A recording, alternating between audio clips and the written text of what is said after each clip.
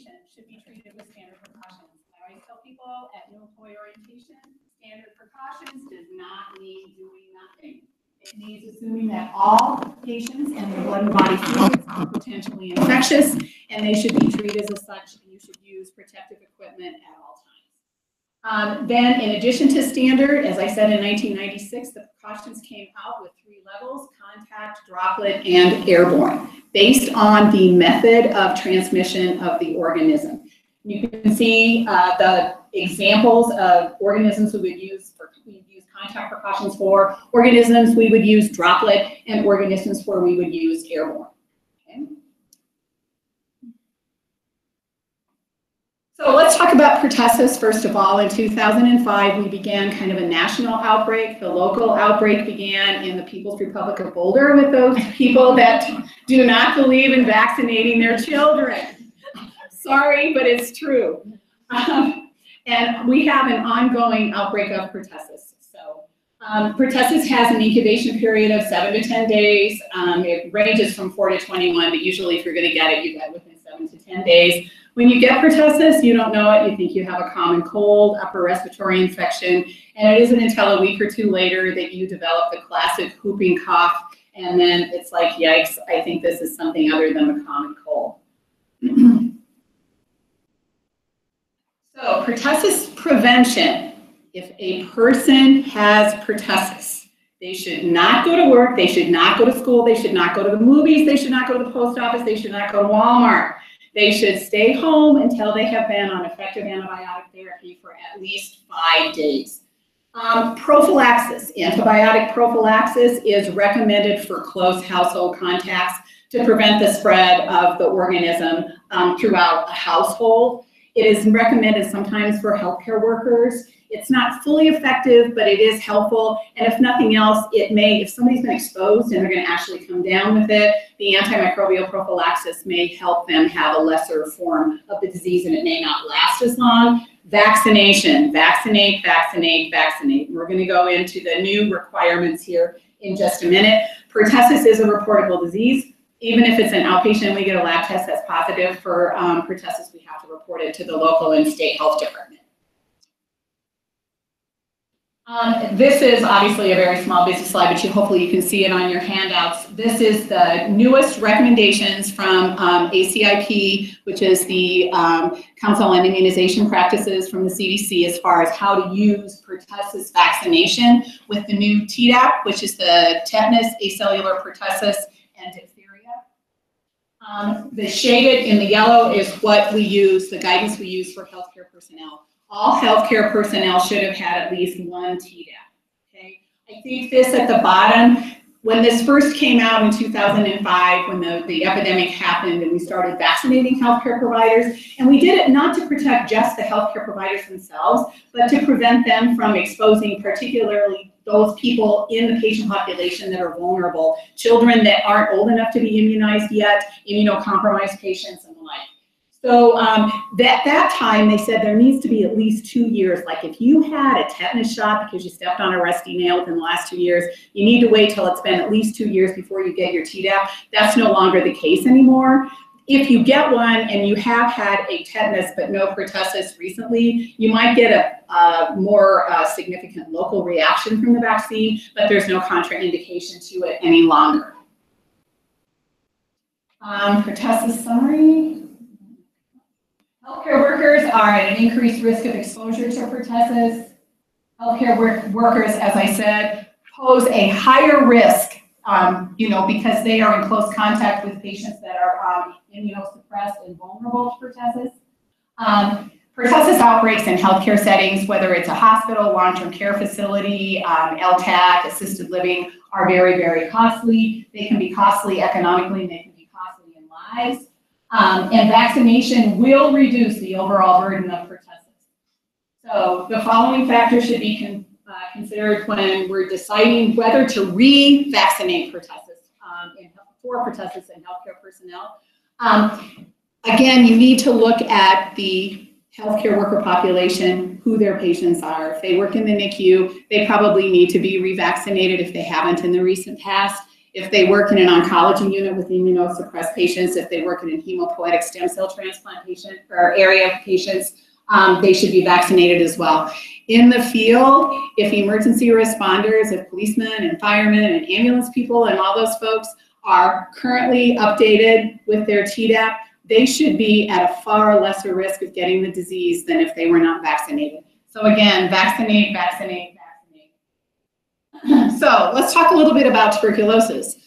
Pertussis is spread by large droplet nuclei, as is meningococcal meningitis, as is influenza, as is the common cold. Tuberculosis is spread by small droplet nuclei, less than 0.3 microns in size. The difference being that when pertussis or meningitis is spewed into the air from a patient that's infected, it's suspended in large water and mucus droplets that settle out and dry and stay on surfaces. The tuberculosis is also suspended in water and mucus droplets, but that water and mucus desiccates and dries, and the organism is so small that it doesn't stay on surfaces. It's so small it stays stirred up in the air just by normal air currents, okay? So therefore, we have to prevent people from inhaling that tuberculosis. It's not the large droplet when it's immediately spewed out into the air that causes the infection. It's the small droplet nuclei that are in the air and inhaled down into the alveoli of the lungs. So the risk for transmission of TB varies by the presence in the healthcare setting and in the community and in the patient population, in the healthcare worker occupational group, and the effectiveness of infection control measures. I think it's important to understand that since we're looking at right now Colorado and Wyoming, Colorado is number 41 as far as the incidence of active infectious TB. That means that 40 out of the 50 states have a higher incidence of active infectious TB than the state of Colorado. Wyoming and Montana are 49 and 50. Wyoming and Montana have the lowest incidence of active infectious TB in the entire 50 United States, okay? What we don't need to do is to say, it doesn't happen here very often, I'm not gonna worry about it, okay? Here's a classic example. I did work for a year in infection prevention at the hospital in Cheyenne. There was a patient that came in a particular year that was there for a time with some pulmonary issues, was there for probably 10 days, felt that this patient had some significant risks for cancer, sent them down to University of Colorado, spent 2 weeks there. University of Colorado didn't find anything. Ended up back in the hospital in Cheyenne, and then and only then did the ID physician say, oh gosh, I think this guy has active infectious TB. And we're like, oh my goodness, you've got to be kidding. He did. I don't know how many people the University of Colorado had to test, but we had to test 209 employees and follow up with skin tests 12 weeks later, okay, to see if anybody had converted because of exposure to that patient. So we need to be aware of the signs and symptoms and risks of active infectious TB, and if we see them, we need to isolate, mask the patient, put him in airborne precautions, and then healthcare workers need to wear N95s when they go in and take care of them. Yes? How long is there, anything that says how long the nuclei stays alive once it comes out and gets the atmosphere? I will tell you that if it's outside, it is easily rendered non-viable by ultraviolet light. Yeah. Okay, so if you're in a closed space and there's no ultraviolet light, but as far as like if it was in this room, in this air, and there was no sunshine in here to kill it, I can't tell you exactly how long it would remain viable. Okay, 121 days. Thank you. Thank you very much. So real quickly here, so in infectious disease, when we're trying to rooms, we set up a containment system for exhausting out of an infectious room, and it's captured by the HEPA filter. It could stay long. It could stay lit in that filter for that amount of time. Yes. Okay. Yes. But it's important to understand. That's why I said when you have a patient with potentially active infectious TB, they don't need to wear an N95. You need to just put a surgical mask on them because the water and mucus droplets, along with the tuberculosis, is trapped in the fabric of the mask, just like the tuberculosis is trapped in the HEPA filter. Okay. So these are some other risks as far as healthcare risks. If you're involved in a bronchoscopy on a patient that has active infectious TB, if you're intubating somebody, If you're in the field and you think the patient has, could possibly have TB, you need to have respiratory protection while you're intubating that patient. Open abscesses. I have seen in my 24 plus years, I've seen a few orthopedic infections with the tuberculosis. And if your hip's infected with TB, you can walk around, you don't need to be in airborne precautions, you're not exposing anybody. But if you're the nurse that's irrigating that wound, as part of the wound care protocol, you need to have the protection on because you're aerosolizing the organism. Obviously, there are risks during autopsy, sputum induction, and then aerosol treatments like oral pentamidine. It's also important,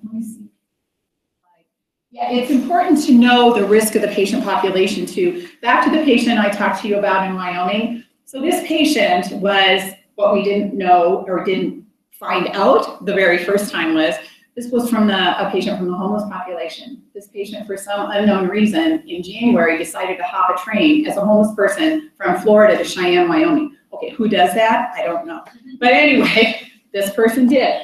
And the homeless population, people that are in the correctional system, people that have immigrated from a country where TB is endemic, people that have done missionary work in areas of the world where TB is endemic. We need to be aware of that. We need to be asking those kinds of questions, and then we need to be assessing the symptoms. If somebody has had a cough for over 2 weeks, if they're coughing up blood, if they've lost 20 pounds in the last 3 weeks, if they have hemoptysis, if they have anorexia, and if they have night sweats so severe, I'm not talking, female hot flashes. These people sweat so profusely when their fever spikes that they have to change the sheets on the bed because they're that wet, okay? So if you see those symptoms paired with those risk factors, we need to be thinking TB, okay? So this is kind of a representation of how you can use the restrictions to prevent the transmission of the tuberculosis in settings other than the hospital. I think the middle one, the environmental controls, is really important. If ambulances can have their air circulated and vented to the outside, that can keep people safe from a lot of things, okay? If it's not, and you think the patient has TB, and the patient themselves can't be masked, if the patient can be masked, that's a key. But if the patient cannot, and they're in this small space in the back of an ambulance, and the air is being recirculated, then hopefully the person back there with them will have on an appropriately fit, tested N95 mask to prevent inhalation of the tuberculosis. Okay. Okay, so let's talk about Clostridium difficile. Is there anyone here that hasn't heard about C. diff? Okay, C. diff truly is, it is fecal oral. That is how it is transmitted. If a normal, healthy, well person with normal GI flora ingests Clostridium difficile spores, nothing is probably going to happen, okay? But if that person ingests the spores and the organism exists in their gut, and they end up with strep throat, and they're put on an antibiotic that suppresses all of the other organisms in their gut and allows the C. diff to proliferate, they could end up with C. diff disease. So it's really, really important to just prevent that fecal oral transmission. Like I said, microbes do not run, walk, crawl, jump, fly. We and we alone are their transportation, and we alone can stop it. Simple soap and water will wash off the organism and its spores, and therefore you won't inoculate your own oral tract, and everything should be good. So C. difficile, aka C. diff, stands for Clostridium difficile. Interestingly, it is present in 1 to 4% of the general population anyway. Okay? There are different strains of Clostridium difficile. The ones that we are most worried about that cause the problem are those that produce toxin. They can produce 2 toxins, toxin A and toxin B. Some strains produce both. There are non-toxigenic strains of C. diff as well. I always find it very interesting that C. diff is present in the GI tract of 70% of neonates, but it's not the pathogenic C. diff. Okay. Last year at the Infectious Disease Society of America ID Week, they talked a whole lot about the microbiome, and that is truly what exists in our gut. There is a balance of bacteria that need to be there. of anaerobic bacteria, of gram-positive bacteria, gram-negative bacteria. And interestingly enough, the population within that microbiome changes as we age. As we age, there become fewer and fewer gram-negative organisms to compete with Clostridium difficile. So sometimes older people are a little bit more prone to this type of disease. Again, diarrhea is caused by overgrowth of an organism and its toxin production. Laboratories, according to the national guidelines, were instructed a couple of years ago never to accept a formed stool to test for C. diff. The rule is, in the laboratory world, if you get a specimen that doesn't conform to the container that it was submitted in, you are not to test it for Clostridium difficile. All you're going to find if you get a positive test is colonization. If you have infection, you're going to have watery diarrhea, and that's the specimen that should be submitted. We're actually looking right now in a new protocol because for the last probably 5-6 years, we've been using PCR, polymerase chain reaction, which is really, really accurate, but it picks up the organism always, like almost 100% of the time, but it doesn't detect the difference between colonization and infection. So there's been some recent studies done in Europe using GDH and or toxin identification. If one of those is positive, then they do a test for intestinal inflammation. So if you have intestinal inflammation, along with its fecal lactoferrin is what they check for. So if you have both of those, then you have C. diff disease rather than just C. diff colonization. So just some interesting steps moving forward as far as identifying the disease. So what we need to know, C. diff forms spores which can live for a long time in the soil, on inanimate objects. This is a Clostridium organism. It's just like tetanus, it's just like botulism, it's the same genus, okay? So these spores live everywhere and they can live for a really long time. They are not killed by alcohol. So rubbing alcohol on your alcohol-based hand sanitizer on your hands isn't going to kill the spores. They'll kill the vegetative bacteria, but not the spores. So what do you need to do? Use soap and water, wash it off, and wash it down the drain. Okay? Again, hand hygiene is the single most effective method of preventing the spread of infection around the globe. I tell people that at new employee orientation too. I don't care if you're at Johns Hopkins or if you're in the Amazon rainforest. If you can get your hands on clean water and soap, you can prevent infection. Infection control, I wanted to highlight the SHEA guidelines. Patients should be isolated, preferably with their own bathroom, okay? Strict contact precautions, wear gloves and a gown when you go in the room, take the gloves off first, gown last, fold the clean inside over the dirty outside, throw it in the trash, and wash your hands before you leave the area. The avoidance of rectal thermometers, I don't think anyone does that anymore, but soap and water is key. Also avoiding clindamycin and third-generation cephalosporins tend to induce the C. diff if the organism is there because they take away its competition. There's also been some really current articles about fluoroquinolones, about levofloxacin and ciprofloxacin, also tending to induce C. diff disease as well. So because Typhoid Mary had nothing on C. diff Clarice. So anyway, hand hygiene, hand hygiene, hand hygiene. With C. diff, it has to be soap and water. Meningitis is an inflammation of the membranes covering the brain and spinal cord, okay? That's what the word meningitis means, inflammation of the meninges, okay? We most often think of it as Neisseria meningitidis, like the hockey player outbreak that we had a few years ago here in northern Colorado, but it can also be caused by viruses, it can be caused by drugs, multiple things can cause inflammation of the meninges. So the symptoms are high fever, headache, and a stiff neck. The causes, the ones that we're most worried about are Neisseria meningitidis and strep pneumo and Haemophilus influenza. H. flu and Neisseria meningitidis are the two that require precautions. Strep pneumo, not so much, because people that get that, it doesn't appear to be transmitted person to person like H. flu is and like Neisseria meningitidis is. Also, herpes viruses and enteroviruses can cause meningitis, as can drugs, chemotherapy drugs, that kind of thing. So is meningitis contagious? Yes, sometimes. Obviously, if it's drug-induced, it's not. Viral meningitis does not tend to be transmitted from person to person. The person just gets the virus in their nasopharyngeal tract. There's that small membrane in the back of your sinuses that's like 1 or 2 cells thick. If there's some kind of a break in that barrier and the virus gets into the spinal column, it can cause illness. As far as meningococcal meningitis and H flu, it is contagious if you have direct contact with respiratory secretions. Okay, if you have meningitis and I walk across the room, you know, I am not going to get meningitis. You have to swap spit to get it.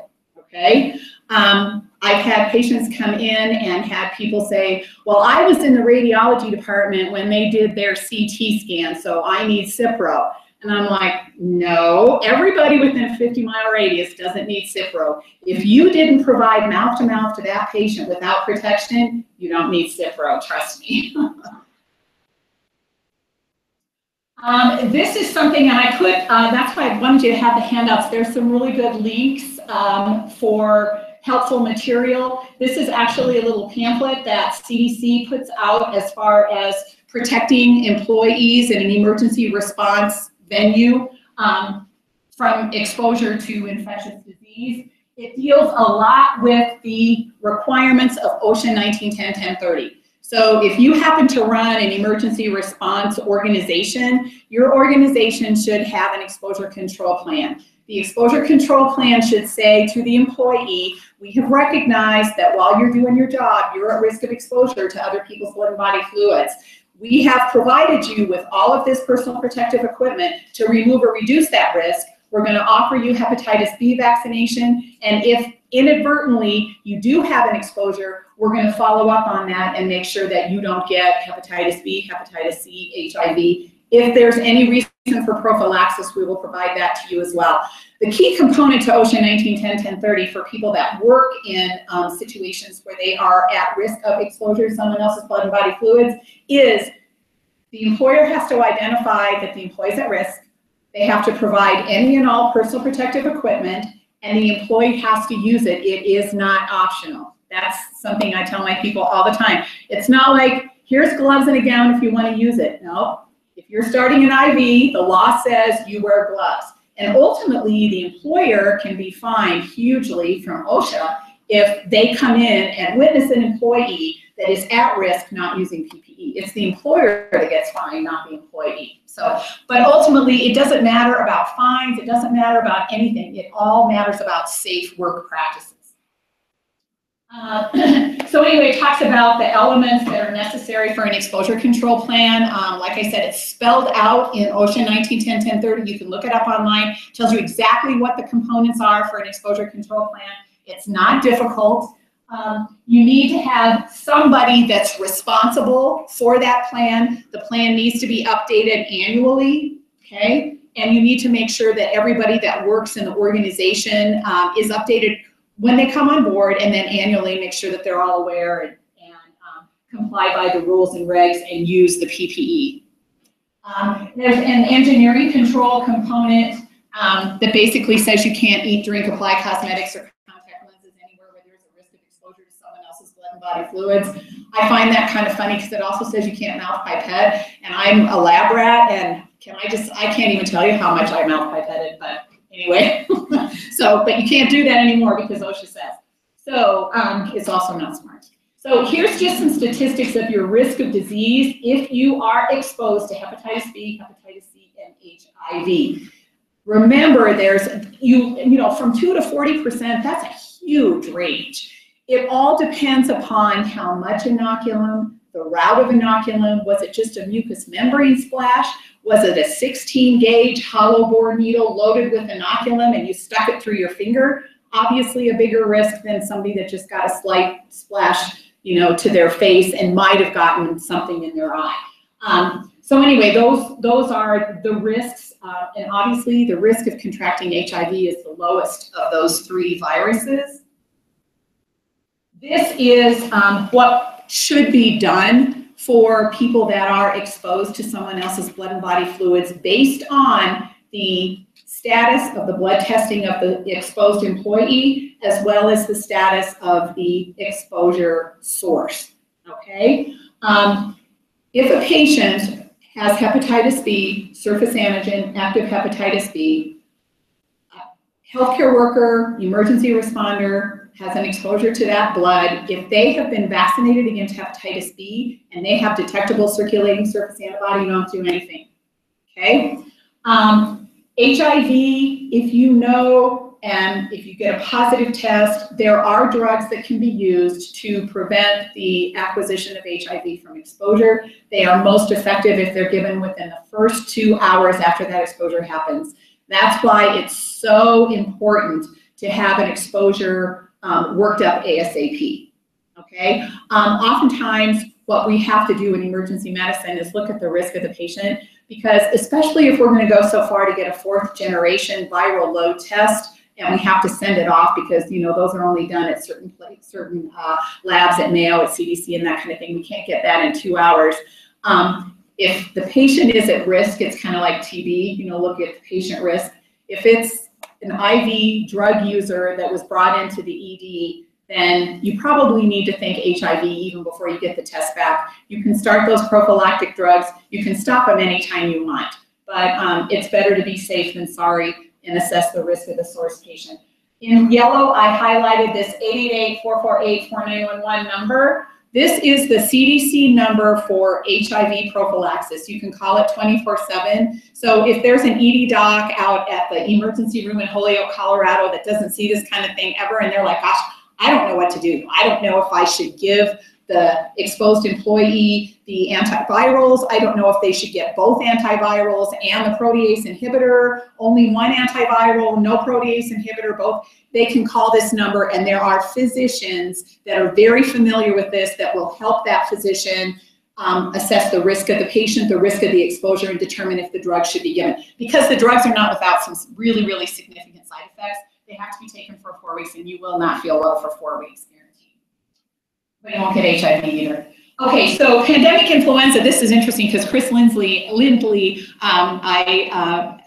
he allowed me to borrow some of his information, did a presentation actually before we had that H1N1 outbreak in 2009. But I think it's really, really important to look at this outline of pandemic preparedness, because we could truly have a pandemic of something other than influenza.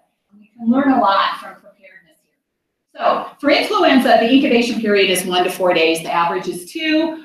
We know that people shed virus at least 24 hours before they have symptoms, up to 2 days before they have symptoms. Some people can have influenza and be totally asymptomatic and never know that they even have it, but they can transmit the infection to patients or other susceptible folks. So that is why in 2012, the Colorado Department of Health required all licensed healthcare facilities to vaccinate and be able to prove that they vaccinated at least 90% of their employees against influenza every single season. And we have to report that. CMS, the Centers for Medicare and Medicaid Services, now also requires that, and we have to report it every year into the National Healthcare Safety Network database to prove that that we're meeting compliance. And again, that reason is I might have influenza, I might feel great, I might not even know I have it, but if I do, and I'm taking care of an immunocompromised cancer patient, I can give it to them, and to them it can be devastating. Okay. Pandemic preparedness, obviously we need to recognize that it exists at the earliest possible moment. We need to limit its spread. It could, this could mean travel restrictions. There have been times over the last couple of decades, I know, when schools, not entire towns, but certain schools have closed because they've got 49% of the students are out ill. Why do we have the rest of the 51% there? Let's just close it. Let's bleach everything. And then, we'll have them come back in a week. And it truly, truly can knock down outbreaks of whether it's GI illness, norovirus, whether it's influenza, those kinds of things. Obviously, we need to have, everybody should get an annual flu vaccine. Flu vaccine will not make you ill. If you got flu vaccine and you think you got sick, you would have gotten sick anyway. I promise you, you cannot get ill from flu vaccine. If there's any non-believers in here, please, please change your mind. It is absolutely the right thing to do for yourself, for the people you live with, and for the people that you are in contact with every day. Again, non-pharmaceutical interventions, isolation, quarantine, and social distancing. You know, the biggest horror fear of an influenza pandemic is you've got this pandemic going on, and where is everyone? In the ibuprofen aisle at Walmart is far from each other. It's like, stop it. They've even done scenarios and set up protocols where they will ask people, stay at home, and we will have public health people go around and come to your front door and bring you pain reliever and Gatorade. So anyway, yeah, that is the last thing we want to happen, because that's certainly going to perpetuate the problem. Pandemic preparedness involves government, business, faith-based and community organizations, families, hospitals, clinics, EMS, education, universities, childcare and preschool, home health, long-term care, and assisted living, all of those things. Everybody needs to be involved in a preparedness plan for those types of things. I love this slide. I absolutely love this slide. So when we talk about stuff like this, even when we talk about like Ebola, I mean, everybody's afraid of Ebola. I'm afraid of Ebola, but I think I can intellectually prevent myself from getting Ebola. But when you talk about disasters like this, people think, oh yeah, it's not going to happen. If it really happens, it won't be nearly as bad as they say. And if it does happen, and it is bad, I won't get it. It won't happen to me, okay? And if it does happen and it is as bad as they say it is, and I really do get it, somebody's going to rescue me. Okay, that is truly putting yourself in a false sense of security. We truly need to recognize risks and have a plan and be ready to respond. After 9/11, there were a lot of, Homeland Security got a lot of government money dumped into it. We had a 2-day workshop out in Northeast Colorado that involved 10 counties, and we had the state veterinarian there, and we had the state patrol, and we had fire, and we had police, and we had ambulance, and we were talking about all these scenarios, and they were looking at bioterrorism, and what if they dropped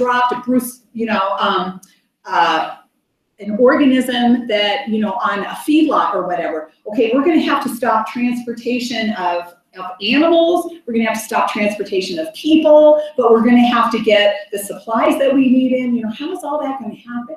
So when you look at an incident, it can truly blow up into something of significant magnitude. So as far as personal protection and personal preparedness, wash your hands. If you have a cough, feel a sneeze, don't blow it, do it in your sleeve. Don't contaminate your mucous membranes. There's a great website called henrythehand.com. It's directed, it was created in Ohio by a dentist, and it talks all about keeping your hands clean and not touching your eyes, nose, and mouth. If you can do that, you can prevent infection. Don't go to work, don't go to school if you're sick, and be prepared at home. Have food and water and a pain reliever, Tylenol, ibuprofen, or something, so you don't have to go to Walmart this far from everyone else.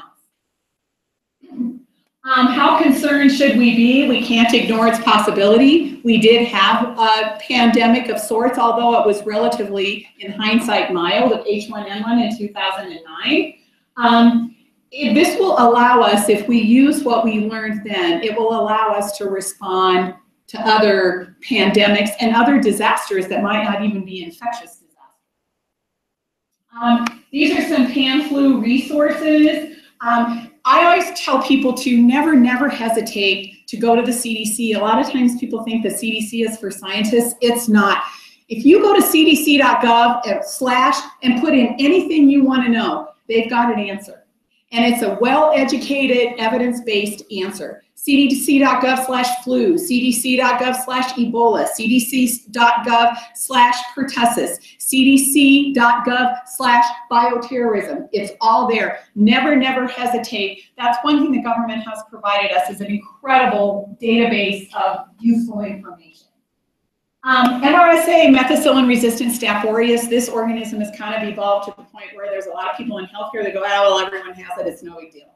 Well, it can be a big deal, because if you get it and there's no antibiotic to treat it and your body can't fight it, it can be a big deal. Again, this is an organism that is spread by contact. If you wash it off your hands, if you put on alcohol-based hand sanitizer, it will kill the organism. It doesn't form spores. You can prevent the transmission. I also tell people too at new employee orientation, everybody has microbes. We know microbes are everywhere. If we could see those microbes, if we could see them and they looked like glitter, if you could envision that in your mind, and I was going to go take care of a patient in that bed over there, and I don't want to get their glitter on, my glitter on them. I don't want to bring their glitter out of the room into the environment with me. What am I going to do? I'm going to wash my hands. I'm going to put on a gown and gloves. I'm going to take care of them. I'm going to take off the PPE and wash my hands before I leave the environment. You know, we had an office party for a colleague that turned 40. And we had the little black confetti with little teeny tiny 4s and little teeny tiny 0s, and it was everywhere. And we cleaned it all up and we vacuumed and everything. 2.5 weeks later at that hospital, I found a piece of that confetti 2.5 stories down in the basement of the parking garage. That's how microbes travel. That confetti didn't walk down there. Somebody got it on their shoe or their pants or whatever. So that is how microbes travel. If you can prevent the transmission of glitter from point A to point B, you can prevent the transmission of microbes from point A to point B. It's also important, this first one, if you have a patient, if someone has a patient, if they're an ambulance patient and you're taking them to the hospital, or the hospital is having the ambulance transport a patient from the hospital to a nursing home, they need to let the transferring people know, hey, this person does have an MRSA infection. It's in a wound, it's covered up, you don't need to worry. But please make sure that you do wash your hands, even though you should for all patients. Make sure you wash your hands after you transfer this patient. And if you're the transporter, make sure that you let the receiving organization know what's going on, okay? We can't fight what we don't know about, so please share the information. Ryan White, okay. Ryan White came out, Ryan White was a young man that got HIV inadvertently because I think he had hemophilia anyway, and he ultimately didn't survive. But this basically says that if a patient is being transported and there is an exposure, then we have to let, or whoever knows that this patient has an infectious disease has to let the exposed person know so that proper precautions can take place. The key is the second to the bottom line, documented exposure, okay? These are the diseases that are listed in the Ryan White Act. Here's an example that I happened to be involved in right after this law came out. There was a patient transported to the hospital in Sterling, and there were 2 emergency response entities from outlying areas involved in the transport. They had an identified officer, which they're supposed to have, and their officer called me up and said, I want you to know I'm sending you a letter per this regulation that says you have to let me know if that patient that we transported to you had HIV, because we have reason to believe that he did. And so I called him up and I said, okay, I got your letter and I'm going to send you another letter back that says I have no documentation of a blood and body fluid exposure. Therefore, I can't give you any information, even if I had it, about the bloodborne pathogen standard or status of that patient. Knowing that you transported the patient in your ambulance to our facility, I can tell you, to the best of our knowledge, this patient does not have tuberculosis, does not have meningitis, does not have plague, diphtheria, hemorrhagic fevers, anything that the transporters could have gotten by the type of contact you described, okay? So even if that patient was HIV positive, and even if I was the officer at the facility and I knew the patient was HIV positive, by public health law and HIPAA, I can't divulge that information unless I have documentation of a needle stick or other blood and body fluid exposures. Okay, so that's the thing. There has to be a documented exposure for that information to have to be divulged. So the emergency response employer has to have a designated officer. They have to request responses. They have to have a list of the life-threatening diseases that I just showed you. They have to make sure that their employees know what the prevention guidelines are. Receiving facilities have to have procedures for how they're going to respond if they get a request, and how they're going to notify people that were involved in the care of the patient, how they're going to notify the health department, and that kind of thing. So again, the key is documentation of the type of exposure. Okay.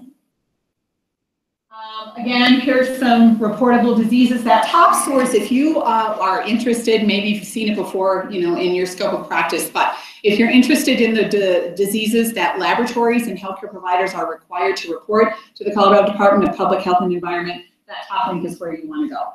So I put in the Wyoming and Colorado Departments of Health. Every state has one. They are incredibly huge, good resources of information along with the CDC. And then wash your hands, wash your hands, wash your hands. Before and after every patient contact, you may need to clean them multiple times in between. Gloves do not negate hand hygiene. They're only 75% effective. They're made in factories. There's a 25% chance there can be microscopic compromises in the fabric of the glove. Just because you take the glove off, folding the clean inside over the dirty outside, that's not 100% either. Clean your hands before you put gloves on. Clean your hands afterwards. If you're leaving the environment of a patient known or suspected of having an organism that forms spores or norovirus, a non-enveloped virus that it's difficult to kill, you need to use soap and water, okay? You also need to use bleach in those instances, in the instances of spores and in the instance of norovirus, you need to use 10% bleach and not a quaternary germicide to clean the environment.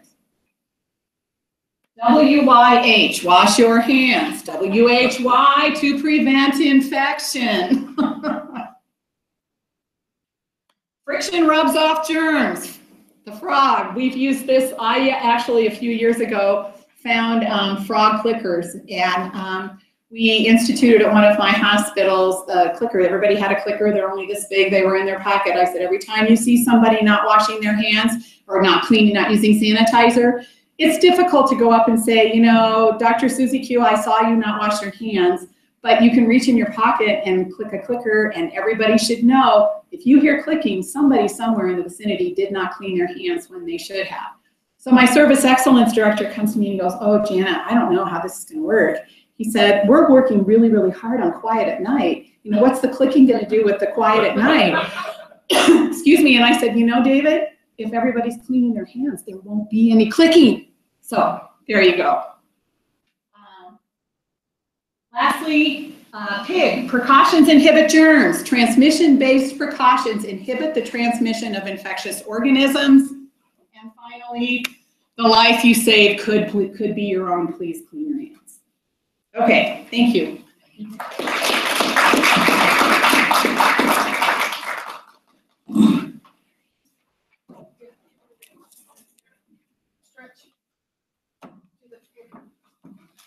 Yeah. So anyway, thank you, Janet, and take another 5-minute break, and then we'll get on to our next participation.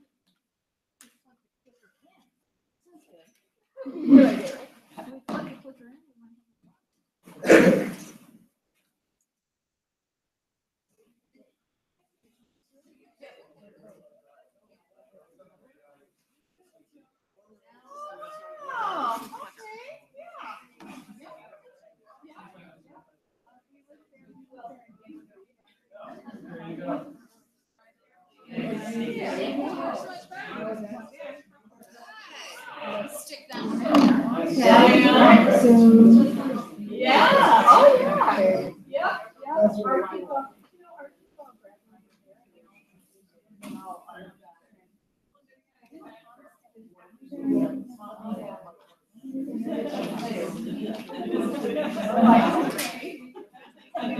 Oh, yeah. No, and mine was way down. There you go, yeah.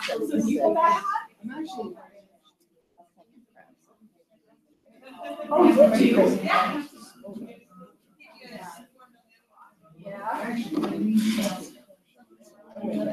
Try one more time.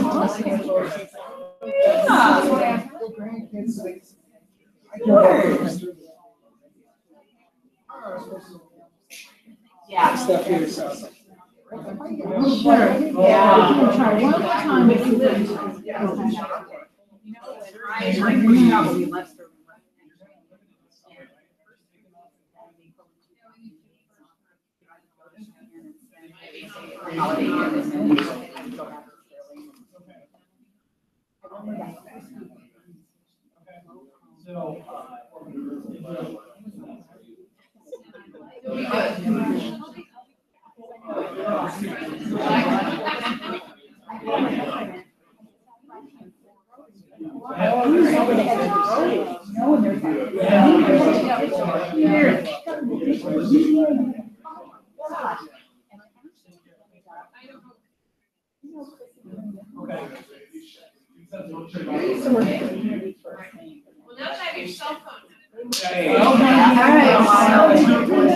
Well, anyway, they were saving it. I ended up stopping.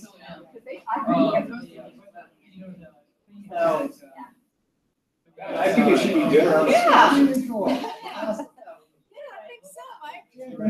You're welcome. Judge John's all about it.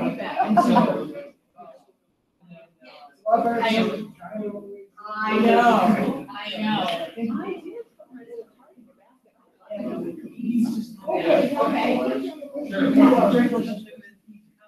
That's why I was thinking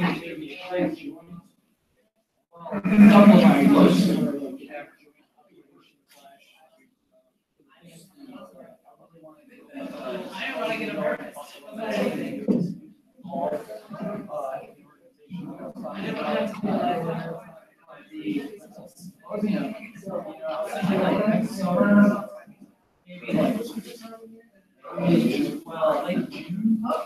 I don't know, when did you have last? Was it September?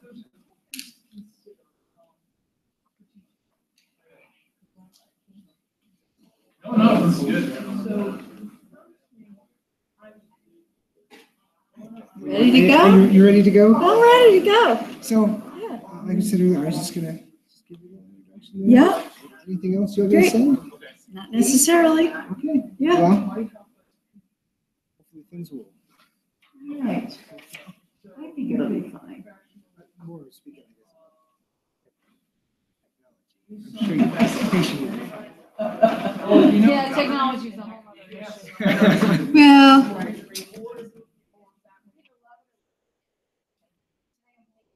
Well, also, for those of you with leaving planetary influences, Mercury is in retrograde, and that does affect computers, communication, blah, blah, blah. You can blame it on the planets. That's always a good thing. I think what the gist is for the next time is we just have to use my equipment. Yeah. Because this one works fine. Okay. Problem is I can't plug it in over here Right. because we don't have the right connection. All right, we lost the right side of the room, and so I'll cater to the left side here. Thank you, everybody, for staying.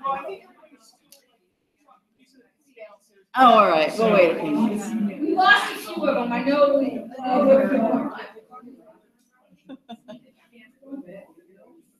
Maybe we'll make those guys move over.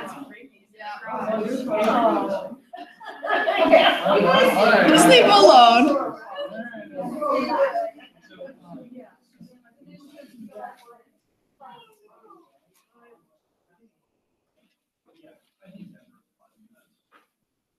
You ready? I'm ready. Okay. We ready? We can start? Yes. Can everyone hear me okay? All right, everybody. Testing. I think we're gonna go ahead and get started here with our last presenter. This is Beth Strimple. Beth is an RN and is the Occupational Health Program Manager at the University of Colorado, Denver Anschutz Medical Campus.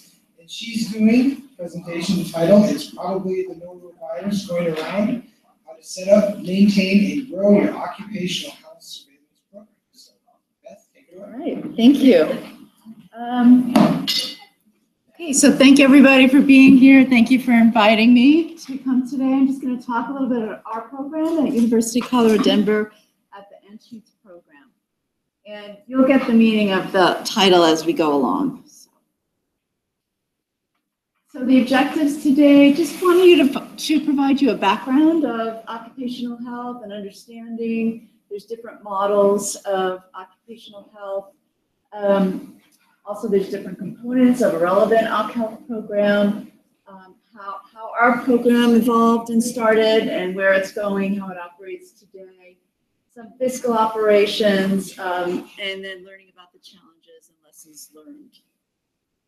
Oops, excuse me. Okay, so what is occupational health? It's a cross-disciplinary area concerned with protecting the safety, health, and welfare of people engaged in work or employment. So what is our goal? Our goal is safety always, a safe work environment. And we work with various departments to foster this safe work environment. But it also can reduce employee injury and illness, related costs, sick leave, disability care. So there's a bunch of different models. There's the large university occ health program. That's those campuses like UCLA that's got a huge clinic in-house with physicians, chest x-rays, can do the whole gamut.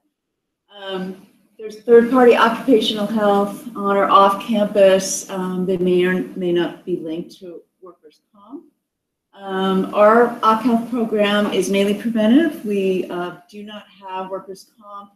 We just do preventive services, and I'll go into that a little bit more. But so our university risk management, that's the URM, does the worker comp, injury and illness portion of that. And we also subcontract with designated medical providers. Some have no program and they hope for the best. And there may be surveillance, but you can't count on that. So prior to 2008, we did have a third party that was taking care of some of the programs and surveillances on the campus, but that didn't work so well. And with ALAC accreditation and regulatory requirements, they mandated that we improve our occ health program. An in-house program started in either 2008 or 2009. It just had one nurse that ran the program and a part-time medical director. And that quickly did not work out. She was trying to keep up and did the best that she could. But we quickly realized that we needed more staff. And the main focus again was to implement a surveillance program.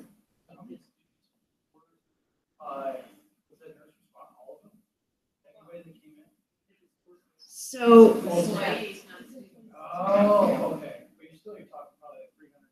oh yeah, we had over 2,000 researchers, and then we also would take in students. And I'll talk about the model where we no, that's okay. Anytime anyone has any questions, feel free. It's by appointment only, our clinic. And then grad students as well. But again, it's not a main campus. It's not a clinic where you think of an illness clinic model. It's more a preventative, so where we do surveillance up front. And I'll go into that a little bit more. So again, with any university model, there's a number of regulations that guide and mandate our occ health practices. And so these are the logos of the different areas that oversee our practices, both in research and how we do our occ health practice. So again, approximately 2,000 researchers are enrolled. What happens is that they complete an initial occupational health medical surveillance form. It's about 3 pages. And the way they do that is varied. We get IACUP referrals. In our new employee orientation, we go over the need to enroll if they're doing research and they're on a protocol, our website, all our staff, our institutional biosafety committee. And then they make an appointment at the occ health clinic for a face-to-face consult, and we review their medical history, and as well as go over safe work practices and things that they need to be aware of. And then thereafter, on a yearly basis, so they have their anniversary, then we send them a blast email that says you need to fill out your annual form. It's a requirement of continuing to do research here. So again, we see if there's any changes.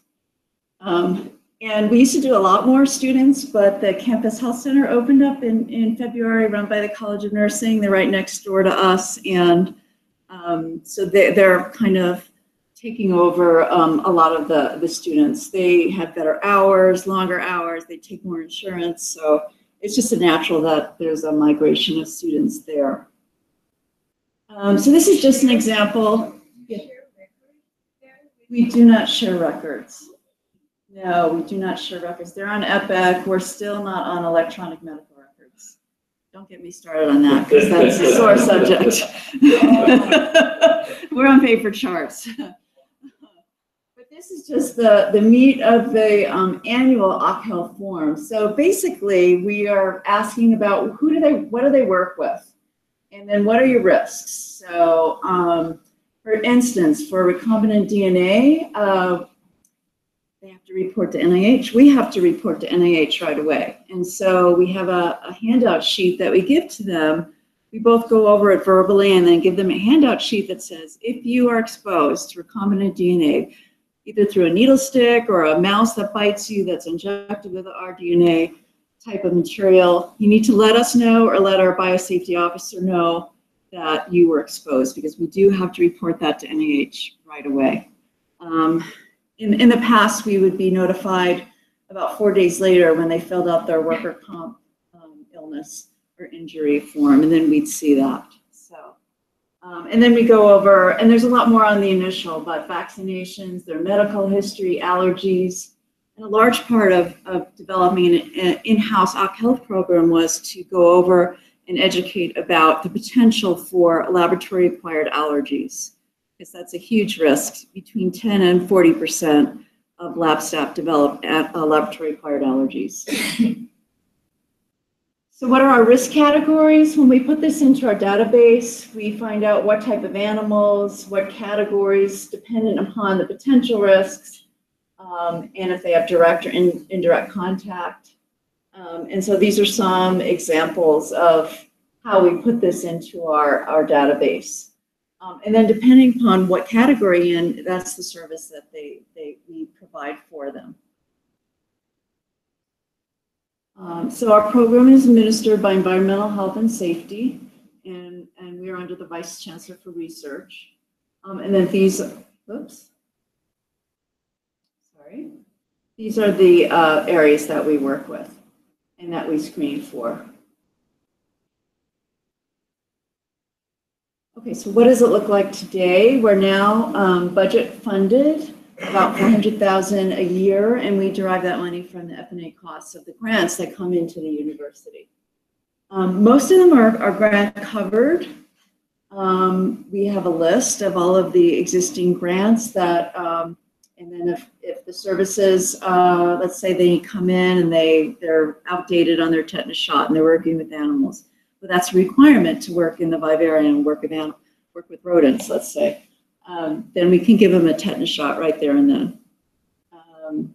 So about 43% on average are grant covered.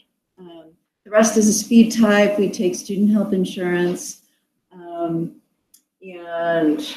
let's see, there's some self-pay if people want to have some services that are not research related. So we have 2 full-time RNs, a part-time RN MPH student, and we just started with an operations specialist, a full-time. So that's really great. We're very happy that she started in March. And we're in the Anschutz Health and Wellness Center. It's a really gorgeous place. And we do take student health insurance. And then medical surveillance is a huge part of what we do. I'm sure you're aware of what medical surveillance is, but the definition is there. And we want to protect employees, want to make sure we meet regulatory requirements. We want to minimize company liability. And then we want to be aware of what are you working with? What are the risks? What are you doing? What are your potentially unsafe practices that are happening? And when we meet, we decided to meet face-to-face with these new employees or new researchers a few years after I started, and that really is an excellent practice, because by talking to them face-to-face, you get to find out what is it exactly that you're going to be doing day to day. Are you going to be using needles? Are you using sharps? Are you doing this, that? Are you working under a hood? Are you mixing things? What are you doing? And some of them don't know because they come right from new employee orientation and they're not exactly told, but we work it out somehow. So we find out. So these are the specific areas of surveillance, and I'm going to go through them one by one. So we work closely with the biosafety program. We talked about our DNA, safety training. We go over safe practices. So we're kind of first line, but also when they work with a PI and they do just-in-time training, that's another opportunity. When they work with biosafety, that's another opportunity. So it's just a way to keep getting the message of safety to them. We attend the IVC committee review, the IACUC committee, and occasionally we go on lab inspections. We don't do as much as that as some other institutions do. No, I think then, like, they're not yet put on a protocol or the kind of. Some of them are and some of them are not. So do you go over there? We don't specifically go over that, but if we have a question, we'll look it up through Topaz or talk to Marcia or Denise or to find out specifics. But we always look up at before the IACUC meeting, are they currently enrolled in OCHEALth? Do they have what they need in order to proceed? Does that answer your question? Okay. So we have a select agent program, biosafety level 3.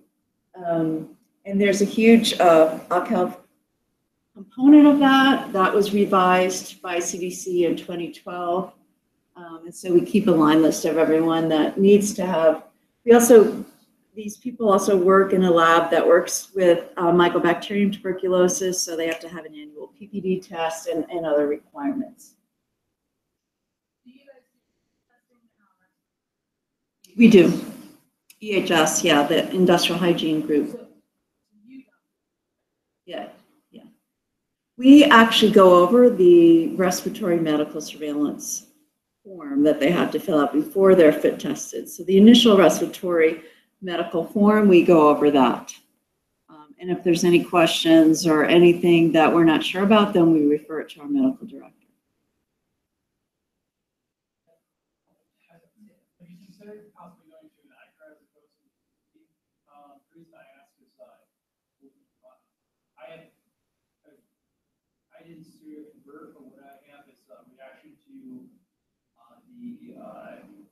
The protein. At the tuberculin, they put it in there. And so how we found that out is we did one arm without the tuberculin in it. We got the CDC, and then the other arm with the regular PPD.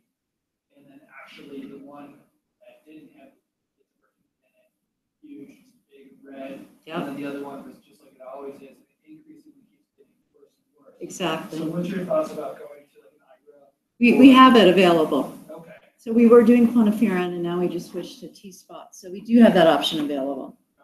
Yeah. This is an example of our wallet card. So and the select agent that they work with is Burkholderia.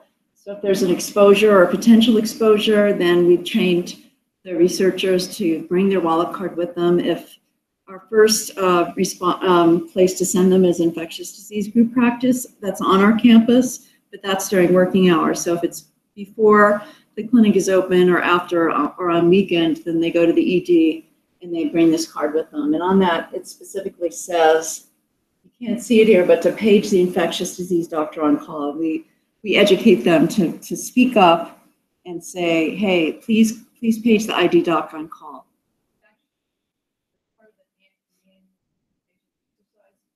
We had all the research blocked to the hospital. The ID to the ED. So they know where it is. So they know where it is. It's that muscle memory kind of. And it met our training requirements for the year. So that was double, They get 10,000 steps. good thing. A triple benefit. So RAD safety, we work with them. I attend the monthly or bi-monthly meeting every 2 months. And also a lot of they do the urine and thyroid testing. So we work with them in overseeing that, do symmetry badges. And so we do have an active radiation safety program on our campus. We work closely with facilities. And then some of the things that we work with them on is vaccinations for the fluid group, those that do the plumbing, those that go into high-risk area, the perinatal research facility, we make sure that they get a Q fever titer because they work with sheep there. So Coxiella burnetii is a risk. Respiratory protection, also hearing protection. So many of the facilities guys work at the CUP, which stands for Central Utility Processing. And so it's very noisy. Central utility plant. Plant, thank you. Yeah, and so the acceptable noise level it's higher. It's at the level or higher. And so we make sure that we test their hearing and maintain that every year. Let's see. Okay, again, animal research, laboratory acquired allergies, needle sticks. We also, a lot of people come to us and say, well, why are you asking about my medical history? Well, if you're immunosuppressed and you're exposed to infectious disease, you're more at risk for developing it. If you have diabetes, are you controlled? Does anyone else in your lab know that you have diabetes? So that if you have low, you know when you go low, because if you faint and you fall on the ground and you're the only one there, you're in trouble. So things like that we go over, as well as fortifying, making sure that they wear the correct PPE, knowing their SOPs, and what to do if an exposure or allergy occurs. And I've had many people who say, oh yeah, I go into the place where the mice are stored, the vivarium, and I get, little itchy eyes or nothing, but I'm fine, I take a Claritin and I'm okay. And we say, you should really get fit tested. And because it can develop into occupational asthma, the more you're exposed to that.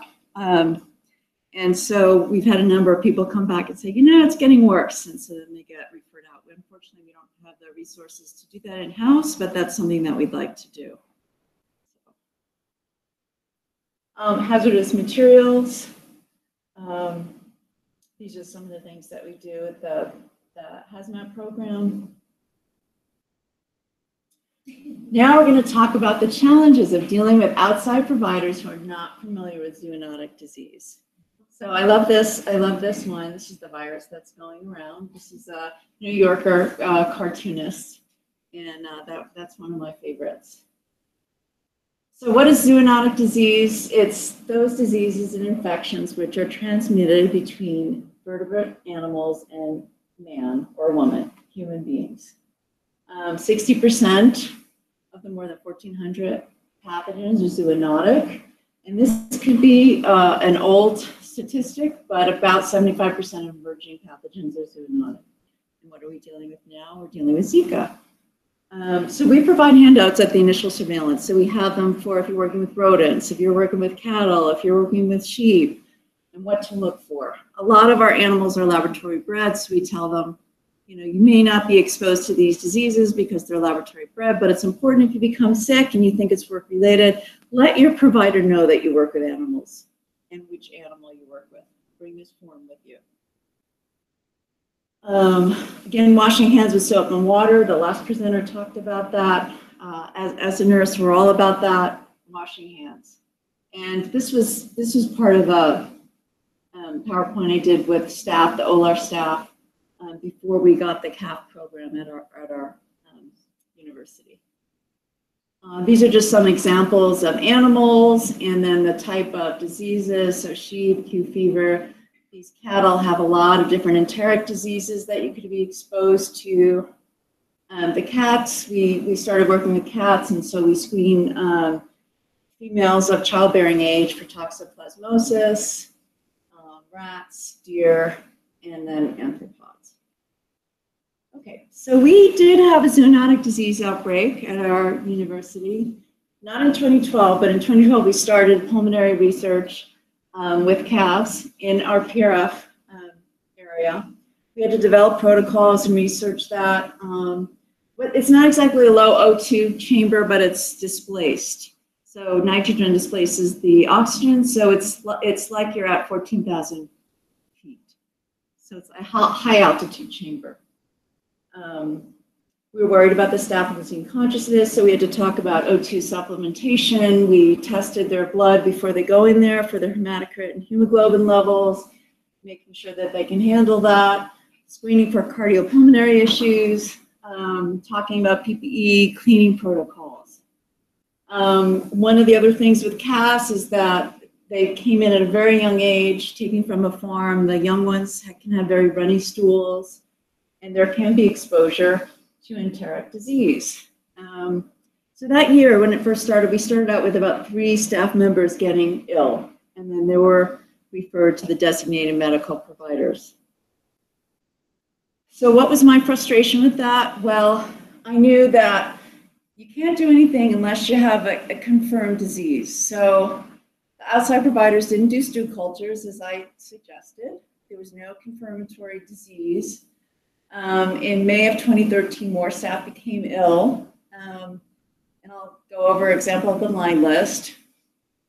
We developed a letter to give to the providers to tell them, to educate them about, hey, our staff works with these calves. These are the symptoms that they're having. These are the diseases that they may have been exposed to. And then what happened was that it was complicated. In 2013, there was norovirus going around. And so the provider told one of the employees, because I stress with each employee, when you go and get evaluated, ask for a stool ova and parasite to be done. And so they came back and they said, no, he didn't do it because he told me it was probably the norovirus going around. So there's our lovely norovirus going around. The lines didn't transfer. But anyway, this was just an example of a line list. I took out the names of the people. Whoops. So these are cases number 1 through 7, and the dates that they were sick, the areas that they worked in that didn't show up. But the date of the start of the symptoms, when it was first reported, what were their symptoms? When was the date they were last in the calf chamber? Well, some of them were not. Some of them were not. And then did they have calf exposure? Some of them did not, and some of them did. So, sorry, that got a little jumbled up. But anyway, this was just a way to see, okay, are these cases related? Were they from the calves? Were they possibly norovirus? We didn't know. But my suspicion was it was a zoonotic disease exposure. But I couldn't prove that because I didn't have the confirmation from the lab test. So this was the letter that we sent out, and it just says they have a risk of contracting a zoonotic disease, and then we circled whatever symptoms they had, or they could do that when they took it to the provider. And we said we need a diagnosis that's causing such symptoms, and I asked that they consider it as part of the workup that they do a stool culture. So in the fall of 2014, we were notified about enteric illness in the animal husbandry staff. And then at that point, we worked with our designated we worked with our risk management, the university risk management, and we got permission to refer them to the infectious disease group practice, which I said, hallelujah, because we knew that they did the right thing and it was consistent practices, and they actually did the stool cultures. So there were 3 confirmations, which was low, but because there were many more cases, but it was considered an outbreak. There's 2 or more cases. So I was able to report it to the Colorado Department of Public Health and Environment, and I used to be a public health nurse for 8 years, so they're my friends, and I knew that they would come to help because despite our wonderful efforts, through the whole environmental health and safety, we had some resistant researchers that were resistant to doing the right thing in certain instances, not all. And so it was a challenge at times working with them. And then we also had researchers that knew if they reported any symptoms to me, they might get in trouble. They didn't want to have any consequences. So they possibly did not report. So let's see. So they came out, they did a meeting with us, the researchers and the vet staff, to gather information. They did a little tour of the area. They looked at the physical setup, how we did PPE, looked at standard operating procedures. They also met with our infectious disease staff because, again, we were sending people over there, our medical director, and they interviewed staff who had been ill. And actually, they decided at that time to interview everyone that worked with calves. And that was the turning point because they said, you know what, we're not just interviewing the people that we knew that were ill. We're going to interview every single person that had contact with the calves. In this particular year, the researchers decided to do some of their own animal husbandry to save some of the costs. So the researchers were actually going in and working with the calves and doing animal husbandry. And they did indeed get sick. And then it was brought to IACUC committee meeting and a vote was taken to close down the room. We didn't say they couldn't do the research anymore, but we said we have to close the room because that the calves are stored in because there were suggestions made. The CDPHE had modifications that needed to be made to that room in order to prevent disease. So what is and so it was cryptosporidiosis, and it's a parasite. Clinical signs, diarrhea is observed in calves less than 1 month old, and so we had these young calves that were coming. And then this was the way that you get exposure, how you get infected. Incubation 1 to 12 days, average 7 days. Asymptomatic infections are common, but most people that we talked to did have infections. So what were some of the key findings? So unfortunately, the disease attack rate was 19 out of 26 people, 73%. We first started with 50%. And then the illness caused significant morbidity. The average days sick was 7.5 days out of work. So if you think about that, that's really costly for your staffing and for maintaining a research protocol and all those employees that support the research. The room design, they said, likely contributed to transmission. The floor didn't slant in a way that promoted the feces drainage. Also, we used a power washer for the first time because of the drainage was bad. And they said that caused aerosolization, so they probably breathed that in. They also had to take off their masks or move them in order to talk and communicate with each other. So there are all these factors that kind of went into getting ill. So these were some of the things that we did in order to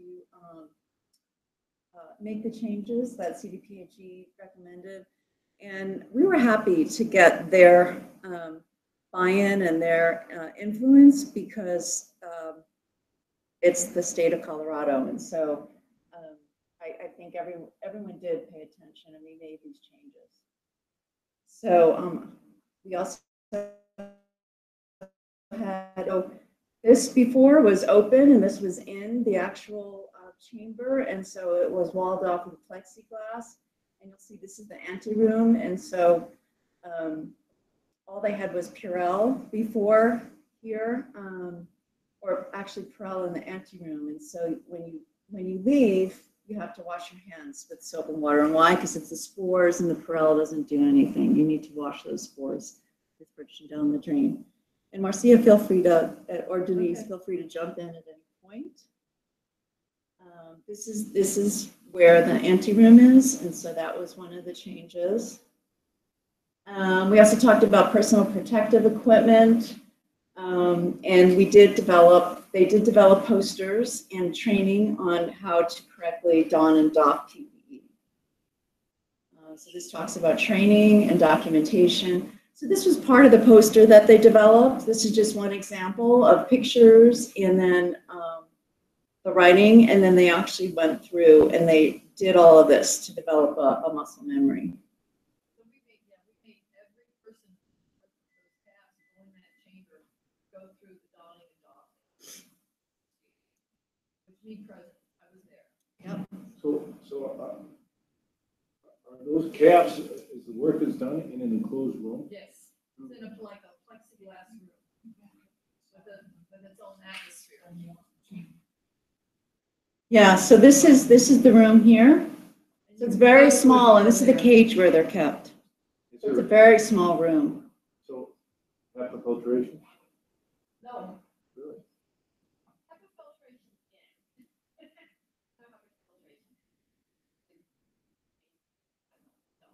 So it's just exhausted through the HVAC system? Yeah. But normally, it's not an airborne transmission unless you aerosolize it with a power. Could you break in? You're spreading, the pressure spreads it, and it's all in the air, splashing it. Right. And then probably people didn't get it. They got it because you dispersed all these things to land on fomites. And so everything they touched was contaminated. They contaminated everything by using the pressure. Yeah, and so the oxygen tanks that they wore in there, because they were supposed to be wearing nasal cannulas for the oxygen supplementation, they were in like a backpack. So they're just a campus backpack. There were no disinfection procedures for those. So they aerosolized this. When they walked out, they were a walking foam. Yeah. Wow, that's weird. So, yeah. Because they were walking fomites and had such a high, did you have any surveillance to see whether or not they brought it home? Or did that ever come up? CDPHE might have done that, but no, I don't believe that wasn't mentioned in the report. Yeah, I don't believe that was an issue. And the people that I talked to, they didn't say that others became ill. Yeah. So then we talked about a terminal clean, and then the oxygen saturation. So they did have a little device, I forget what they're called, pulsometer to measure the O2. And then we talked about a buddy system as well. And then disease reporting. So again, Cryptosporidiosis is reportable, and it met two conditions, and it was an outbreak. So 2 or more persons ill with the similar symptoms that share a common exposure. And even if you're not sure if it's from the same thing, it's better to just report it and have them look into it. So what were the challenges and lessons learned? How do we get researchers, students, volunteers to report to us? Well, we've worked really hard on that. We used to be seen as the EHS was the police, and so we're working really hard. Our director's working really hard at getting people to realize that we want to help out, and we're there to help and assist and support and educate. How do we educate outside providers within the university risk management system to look for zoonotic disease? So before we got transferred over to university, to the infectious disease clinic, we were going to go, my medical director and I were going to go to these different clinics that we were contracted out with and kind of give it an educational talk with the providers to educate them that our researchers work with these animals and this is a possibility. And then we developed the letter, so that was part of that. This is a continual issue compliance with initial visits, not initial visits, but annual forms. And just getting the word out, it's a requirement. And so then when we expanded, we first started with animals only and we're expanding outwards. And that's a challenge because people will, by the nature of who they are and the type of work they do and how busy they are, they say, why do I have to do that? Where is it written? Tell me why I have to enroll in OCHO. So there are some exceptions to providing free services. And then how do you continue to monitor and deal with employees becoming ill due to factors outside of your control? So just don't give up. I was working 3 years on this before we got transferred over to the infectious disease group practice, and then I got diagnosed, and that was a really good thing. So we do medical surveillance as well as other departments in EHS. And it's been suggested by a leading expert that the surveillance be done at the lower level, that is right in-house, in the labs, that they do their own surveillance. That's a great idea. I don't know if anyone has any experience with that, if there's anyone here that their researchers do their own surveillance, but I'd love to hear about it and share with the group if you have that experience and how it worked out. Anybody?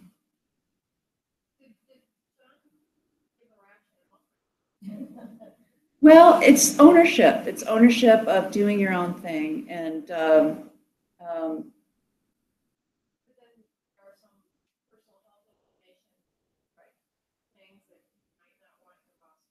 no, exactly. So it's a great idea. In reality, I don't know if it would work. And again, with anything, developing relationships is key so that you get to know people, they trust you, and they can call you. Even though we don't do workers' comp, if there's an exposure, they know to call me, and I can help refer them to wherever they need to go, educate them on what to do. And so that gives me the warm fuzzies when I get a phone call and say, I just got bit by a rat, what do I do? Kind of thing. And then working together with the different divisions is a major vehicle for success and positive change because we all help each other out. Again, we talked about this. We do prevention only. We lose some modicum of control with referring out, but now that infectious disease is in the picture, that's a little bit better. And then it's important to stress that injury, illness reporting for record keeping. We tell people right when they come in, look, if you have an injury or illness, let's say you get a rat bite, we're not going to tell you have to go to the doctor if it's minor and you wash it off really good and watch it for signs and symptoms of infection. But you need to report it in case there's complications later on down the line. You're in the system, so please, and so we educate them about our system of how that works. So anyway, this is a quote that I like. Look to your health, and if you have it, praise God and value it next to a good conscience, for health is the second blessing that we mortals are capable of, a blessing that money cannot buy. Any questions? So actually, going back to that whole surveillance thing, the Wyoming Public Health Lab is very small, compared to Colorado or California. They got a lot. But It's a big state. Each county has their own public health lab. So, so we kind of have a little bit like a hybrid model of that, right?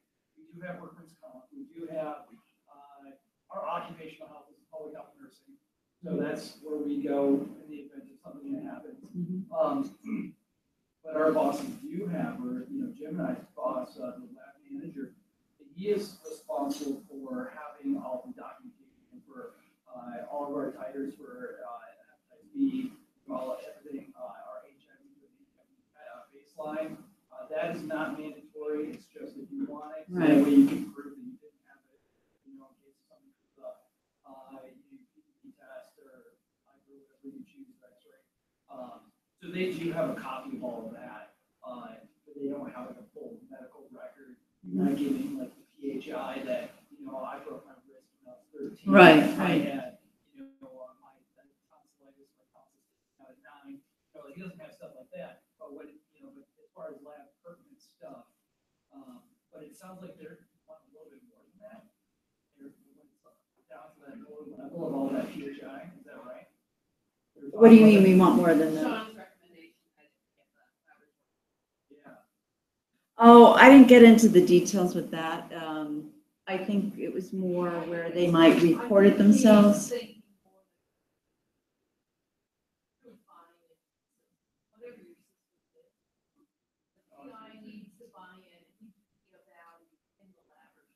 Right. Not necessarily. But they take over. Right.